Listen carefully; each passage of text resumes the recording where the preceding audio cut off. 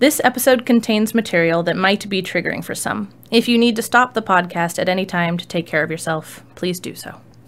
If you need support, you can call the 24/7 National Suicide Prevention Lifeline at 1-800-273-8255.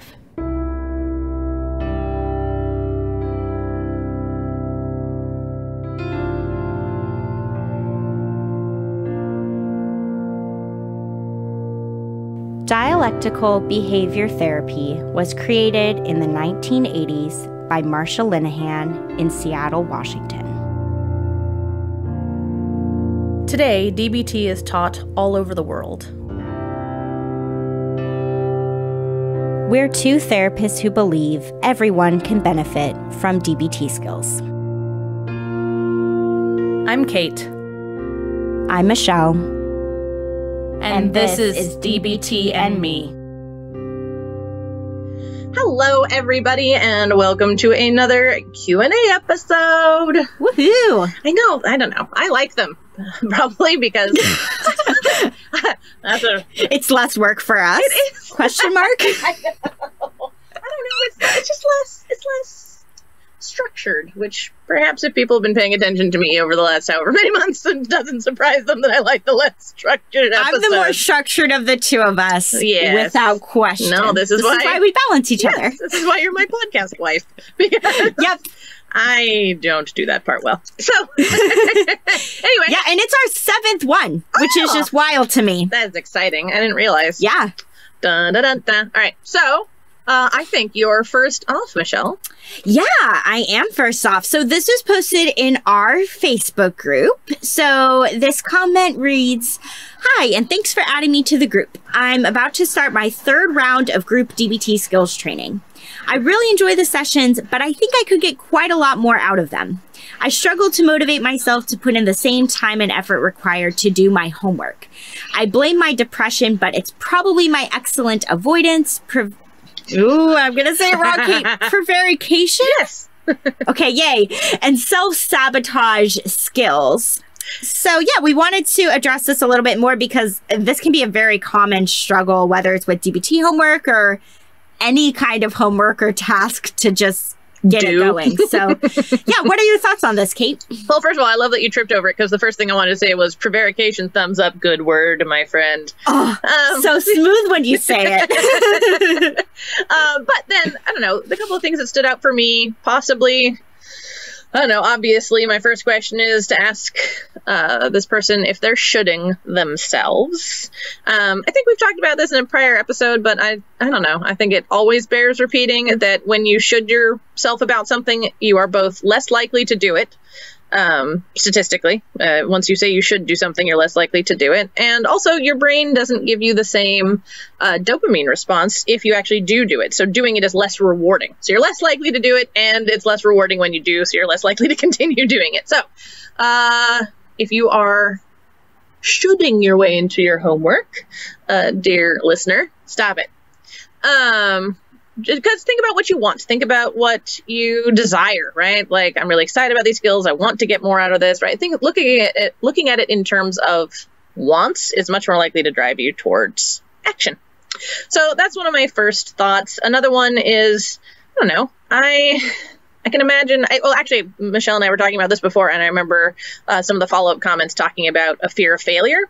And so one of the things that I was thinking about is redefining success.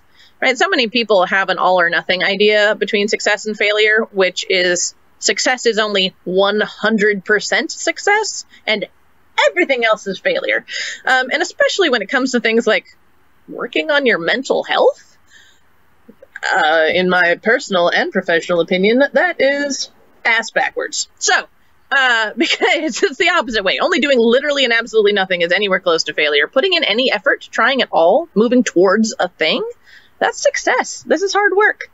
So yeah, I guess I would say back down a little bit, ease off on the definition of success, and you're much more likely to reach it. And it turns out we're much more motivated to do things where we feel like we're succeeding than to keep bashing our heads into a wall where we feel like we're failing.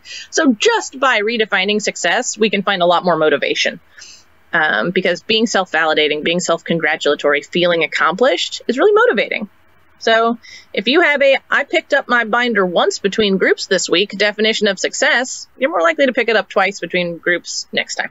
So that's a thing. And then last but not least, the person talked about self-sabotage skills.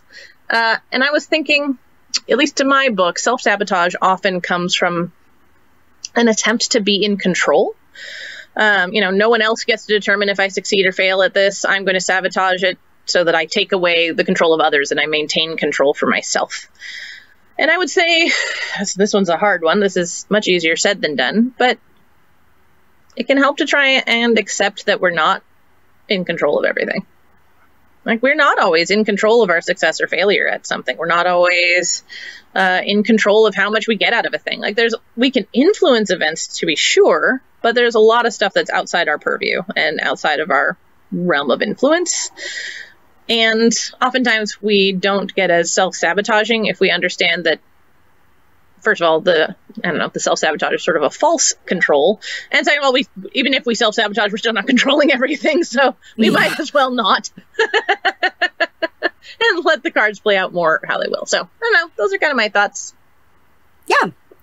Awesome. I really like your thoughts about just redefining success in general. And that was similar to something that came up when I read this of like, and we've talked about this before in the podcast. I can't remember exactly when, but like, make the steps as small as you need to. Mm-hmm. If you've decided that you want to start going to the gym 3 days a week and that's not happening for you, try going twice a week. And then if that's still not happening for you, try once a week. And if that's still not happening for you, try, taking a brief walk around the block, or like, just make it as small as you need to until you do the thing. And that was really kind of what you were getting at about, like, just start by like, even just revisiting what your homework is. Even if you're not like doing it, just think about it. Take a look at it. Take a look at it. Think about it. So I think that can really help. And this listener mentions blaming depression. Depression can be a very valid thing that can interfere with motivation and our ability to get things done. Oh, hell yes. That's real. So that is something to take a look at. A lot of times when we're depressed, that manifests as being more fatigued, moving slower. So there can be real legitimate aspects of that can interfere with us getting things done. So I encourage other listeners who may have been struggling with this to take a look at that for you, especially if you have a history of depression. Depression can be really sneaky with how it shows up. So you may be like, I feel like I'm in a good mood. However, I'm just not really getting anything done. Well, that could be the early stages of depression coming up. So that is something to look at as a possible real barrier when we're not getting things done that maybe we normally would. But the other thing too that can creep up is, as Kate mentioned, the shitting on yourself thing that can infiltrate many areas of our lives. But really like this combo between like fear and shame. When those two emotions come together, it's a recipe for us just not doing anything. Yep. Because if we're worrying about the outcome and worrying about how this is going to go, or are we going to be successful, or whatever it is, and especially if we're thinking things to ourselves like, I'm not going to do this right. Everybody else's homework is going to be better than mine. Whatever it is. I got a bad grade if it's like a school assignment. I got a bad grade the last paper I wrote, so I'm probably going to get a bad grade this time. Like, all of that's just going to lead us to probably this outcome of just avoidance and not doing it. But really the antidote to that is what Kate was talking about, what I was just mentioning too, of like making the steps really small for yourself. And rather than having it be like, I'm going to do homework every night this week, which is typically what DBT encourages. DBT homework can be pretty rigorous. So rather than making it that rigorous for yourself, to just be like doing it, 1 or 2 nights a week is better than not doing it at all. And just starting really small and congratulating yourself in a way when you do the thing, just being able to be like, hey, I did it, you know, and then you're more likely to do it again. So hopefully that's helpful stuff to think about to get you feeling a little more motivated. Fingers crossed. Yeah. All right. My turn. Your turn. So I will tell people beforehand that this is a follow-up email. So just in case people missed the Q&A where we read the original email, I'm going to go sort of back through that first, and then I'll read the follow-up. So if this first part sounds familiar to you guys, that's because it is. Yeah, I looked back. Else, this came from episode 2. This came from a long time ago. Yeah, so okay. We are definitely going to refresh everyone's memory here before we get into the follow-up email we got from this listener. So the original email. Greetings. I just started therapy recently and was exposed to DBT and then found your podcast. I am struggling with a particular issue and I do not know which skills I need to focus on to help me through it. To start, my partner and I, when we met, were part of a triad. We eventually closed and became a very good partnership, the best I have had the chance to experience. Over the last several years, I have started developing severe body dysmorphia, which turned towards gender dysmorphia. While I spoke with my partner regarding this, and she did try and support me in helping navigate my feelings, in the end I ended up taking unilateral action and began a transition. 2 events happened almost simultaneously. I experienced physical rejection and almost revulsion from my partner at the beginnings of physical changes to my body, and she expressed an interest in engaging in a physical relationship with a friend of hers. Under the guidance of my physician, I immediately stopped HRT, which is hormone replacement therapy. I also notified my partner that I was doing this. I have been experiencing feelings of fear, jealousy, and betrayal compounded by my building self-loathing, and have been projecting past relationship trauma onto my partner. She has been extremely trustworthy in all aspects of our relationship. She has gone out of her way to reassure me that this is strictly physical, that breakers are in place and agreements in place to guard against emotional connection. I cannot help Oh, geez, I lost my place. There we go. I can't help but start projecting my fears of loss of partnership and betrayal onto the situation and onto her. I have been trying to keep this very much in check. However, I know that I have been leaning hard on her and causing emotional fatigue on her part as well. I cannot shake triggers which elicit anxiety, panic, and fear, nor can I shake fears that she resents and continues out of spite. Again, I do not believe any of this is accurate, but I also believe my fears are irrational yet uncontrollable. How can I get help? Can DBT help me? So, then more recently, we got this follow-up email. Good morning, ladies. Thank you for the response in your podcast. I have been working on my mindfulness and working on self-soothing. I go out to exercise, take a bath, take a moment to walk, or just have a moment to focus on my breathing and recognizing that I'm having these emotions. As an update since then, she did end up breaking our rules of engagement very shortly after my email to you, which broke my trust and made it difficult to regain trust when she continued the physical relationship. That has ended recently, but concurrently with us separating to take time to work on ourselves. While it's taken time for me to put the incident behind me, I have looked back at the rational and trustworthy person she was and why the stress of the relationship caused the breach of trust. Looking inwardly, I realized that there were two things driving my self-loathing. One was an emotionally distant mother and abusive father. Was an emotionally distant, and then brackets mother, and abusive father, upbringing, which had me always looking outwardly for acceptance. The second was a personal history of every woman in my family and every woman I've dated having been sexually assaulted. I began hating everything about men and hating my reflection and my masculinity. When stress began intruding on my relationship, rather than practicing mindfulness and examining and addressing the cause, I took the distance from my partner as a lack of acceptance, and I eventually convinced myself that I was not worthy and needed to physically change into something that was. In the previous months, I began practicing meditation, and with the help of my therapist, have come a decent way in accepting and respecting myself, to the point where I can like what I see in the mirror. While I cannot do anything to convince her to give us a real chance, at least I can be my best self. Thank you for the podcast. Yeah, like reading this follow-up email that we got, I just felt hugely inspired because breakups are really hard. Yep. They come with a lot of grief, a lot of questions, a lot of like, what went wrong? What did I do? Like, it's not easy to get past and through a breakup. It's really hard. And, I think back to this listener's first email where they were so worried about like, I'm losing my partner. Like I'm losing this person who's really important to me.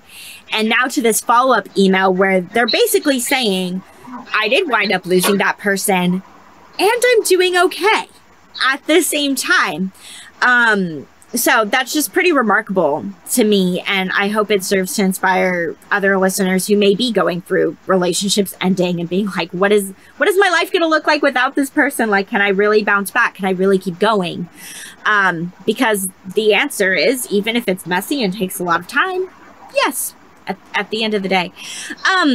So I wanted to say that first and foremost, but one of the things that really stood out to me about this email is the part where the listener is talking about how they looked inward and realized that there was some self-loathing going on, looking at how their childhood and their family influenced them, and looking at also just kind of this larger, I guess I'm trying to figure out like the way that I want to phrase it, but basically like this larger issue of having many women, you know, in this person's family and dating wise who experienced sexual assaults, and how that influenced how they were showing up in the relationship. And so it's like, I think it's so important that when a relationship ends, when it doesn't work out, to do what this listener did, which is to try to see what other factors there are. Sure, there can just be stuff between you and that person. There can just be things within your dyad that's like, oh, well, it was the way they were acting, the way I was acting, but like, what's influencing you each acting the way that you are? And our family stuff follows us, whether we like it or not. That stuff follows us and sticks around. And also the culture that we are a part of can influence us hugely as well. So there's all these different systems that we're a part of that can influence how we are in a relationship, whether that relationship winds up working out or whether it doesn't. And doing that introspection like this listener did, I just feel like helps us understand what went, I don't want to say like what went wrong, but what didn't wind up working out beyond just maybe the stuff between you and that person. There's probably other reasons for why this relationship wasn't successful. And once you can gain some insight into that, then you're able to maybe bring that awareness with you into the next relationship. So I'm hopeful that that happens for this listener when they find themselves in another relationship in the future, is that it can, you know, be something that the introspection that they're doing now can benefit them next time. So Michelle, you stole my whole answer.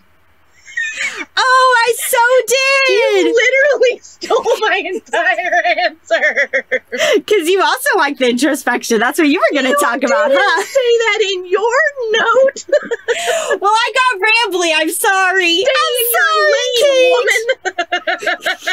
Woman. Now just repeat everything I said, but in your own Kate style. In your own way.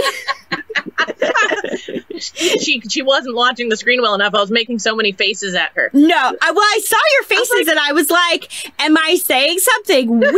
Am I not making sense? Like, Kate's definitely having a response to what I'm saying, but I'm gonna keep going. But yep, I did. I totally took your answer. Because this is what we do, listeners, when we're doing Q&A. We reread the emails right before we start recording, and we each take notes on roughly what we want to say. And I inadvertently wound up talking about Kate's notes. It's true. in addition to my own, but I didn't even realize I'd crossed the line. I was almost hoping you wouldn't get to your stuff and I could just take yours. just swap ideas. All right, so I don't know. All right, so I don't know. Yes, well, everything that Michelle said, literally, but it's, I don't know. There's so much to learn from things that are fucked up, I guess, is the much briefer way of summarizing that idea, which is, well, there's great things to learn from things going well. I don't know. I think there's so much grief and pain and anger and all these other things that can come up with the end of a relationship or with anything that's really hard in life. And that can sometimes get in the way of our ability to see what lessons that experience has to teach us. And honestly, I don't know, things sucking hard are often the best teachers, right? We can get really complacent when things are going well and maybe not take note of how or why they're going well. But when stuff falls apart, that tends to bring our attention, right, to both the things that were going well, right, as a contrast, And also to, okay, that wasn't going well, right? And can be a real guide to helping things go better in the future. So similarly to what Michelle was saying, I really want to say congratulations to this listener for the fact that it does sound like they're doing a lot of introspecting, a lot of looking inward, in order to learn both more about themselves, which is huge, and also just, about the experience so that they can have takeaways, both for just their own life and or if they end up partnered again, bringing it into that partnership. So not anything drastically different than what Michelle said. I think what we're both saying is good job. And introspection is great. Introspection is great, and learn from the hard shit. It's good teachers. Yeah. Like don't dismiss the hardness of it in order to learn from it. Don't be like, well, there's a lesson here, so I'm going to pretend it doesn't hurt. No, let it hurt. It hurts. But don't dismiss the learning either. So, All right, Your turn. My turn. Okay, we'll see if you wind up stealing my response for this one. No. You could just on accident like I did. Okay, so this is our final one that we're going to read today. So this is an excerpt from an email that we got, and it says, Michelle and Kate, just a quick note to thank you for the podcast. I first learned about DBT in rehab for alcohol abuse/addiction a little over a year ago and didn't quite get it. After a relapse and back to rehab, I picked up Marshall Linehan's book and it started to make sense. Although not all skills apply to me, what therapy approach does, I have learned a great deal from listening to your podcast episodes. I have listened and saved every one. I really like your openness after the first few episodes and real approach you two have going beyond the book and applying the skills in real life and your own. I've recommended your podcast to several others that struggle with addiction and are interested in learning more about DBT. The IOP, which stands for Intensive Outpatient, I am attending only has one DBT group a week, and I think you two are a great supplement and resource. Aww. Thanks, listener. So nice.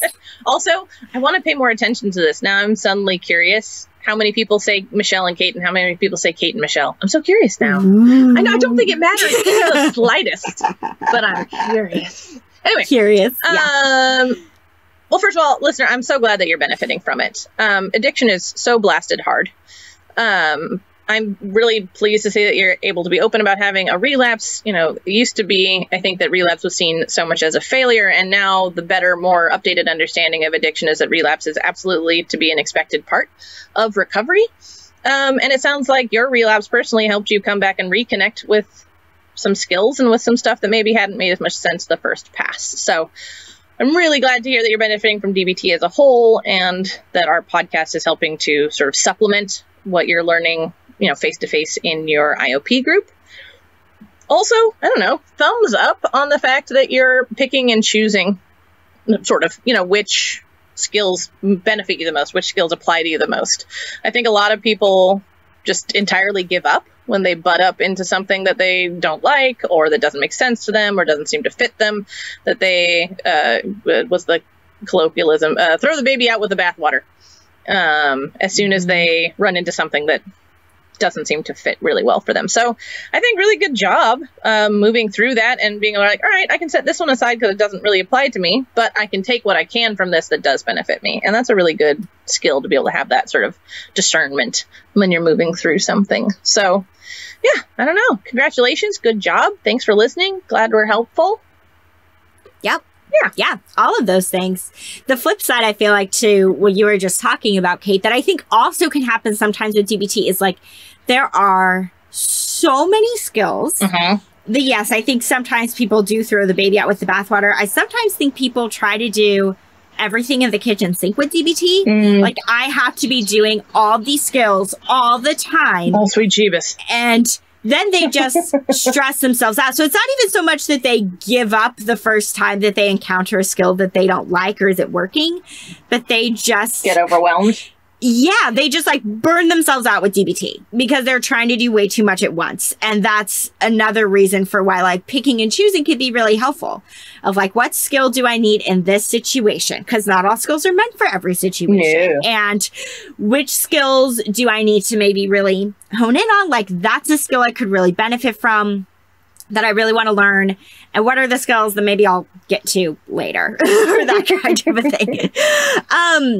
So yeah, and the other thing that I think is really important to emphasize and talk about, which Kay and I may have mentioned, I mean, we might have mentioned this in the first episode. I can't remember. No. But it's totally okay. And it's totally common to not get DBT at first. Oh yeah. We've had people go through the group multiple times. Yes, people go through group multiple times. I think our first one that we read today, the person said it was like their third DBT skills training. Like, this is very common to do a DBT program more than once, to repeat the skills. That's part of why we want to do this podcast, because you can listen to the episodes as many times as you want to make sure that you're really soaking in and picking up what the skill is. So that's very, very common to not get DBT at first. So I also want to emphasize that for people who may be listening to this being like, yeah, I did DBT once and I hated it. That happens. And then you do it again. It's like, oh, now I'm starting to get it. And then once you've learned Wise Mind the third time, you're like, oh, now I'm starting to understand what Wise Mind is a little bit more. It just is a process. So that's really common. And the other thing that I wanted to mention is for other listeners who may be hearing this and thinking to themselves, you know, well, I've struggled with addiction in the past, or I'm working on sobriety, or whatever that journey may look like for them. There's a couple DBT skills that I personally think are really, really helpful when it comes to addiction. So these may be ones to hone in on and really try to focus your attention towards, if that's something that you're working on, is getting and staying sober. One is pros and cons, which we talked about fairly recently. Making a pros and cons list for whatever addictive behavior that you're struggling with, or whatever substance you're working to get clean from. Doing pros and cons for that can really help. Also, self-soothing with the 5 senses, because that can give you some ways to just, like, I don't know, be kind to yourself when you're having a really hard day. With addiction can come a lot of shame, and self-soothing and just being able to treat ourselves with kindness can be really helpful. And also, I mean, almost for everything, but Wise Mind. If you are able to find your Wise Mind. Sorry, what do you say, Kim? I totally talked over you. Wise Mind, Wise Mind, Wise Mind. It was just being silly. Don't worry. Wise Mind all day, every day. But if you're able to find your Wise Mind place, and I think a lot of what a big concept in 12-step programs specifically is connecting with a higher power. And sometimes your higher power is like your wise self. Yep. And that's what it means for a lot of people, is connecting with that part of you that serves your highest good. And when you can figure out what it means to get into your Wise Mind, then you will hopefully find yourself considering other options to what it can look like to get through a hard moment, instead of going to that thing that you've gone to before, and creating just a new, clean life for yourself, and what that can look like. Wise Mind can really help guide you in that way. So those are 3 skills I really recommend emphasizing and paying attention to if sobriety is a thing that you're working on. But yeah, in terms of getting it back to you, listener, it's awesome that you're finding benefit from listening to our podcast as a supplement. That was a big thing that we envisioned when we started this, was that it could be something where people already have some knowledge of DBT or are engaged in a DBT group, and then we can just kind of be the icing on the cake to give you like a little extra boost to really help cement what you're already learning. So thank you for spreading the word. Also, that means a lot to us. So thank you. I think that's all I have to say. Awesome. Well, I think that's all we have to say. We have to say. I think that's the end of this particular Q&A episode. So thanks so much. We appreciate everything. We've gotten, what are we? I don't even know. We're over 200 people in the Facebook group, which makes me super excited. We're getting close to 300 people in the Facebook group. We're getting there. It's crazy. So exciting. But as always, either there or especially in emails, Michelle and I love getting them and reading them. Please feel free to email us always at dbtandme podcast@gmail.com. So, yeah, we love you all. Thank you so much. See you around next time. Thanks. Thanks, everybody. Bye. To learn more about us and the DBT skills we're teaching each week, join our Facebook group. Simply log in to your Facebook profile and search for DBT and Me Podcast.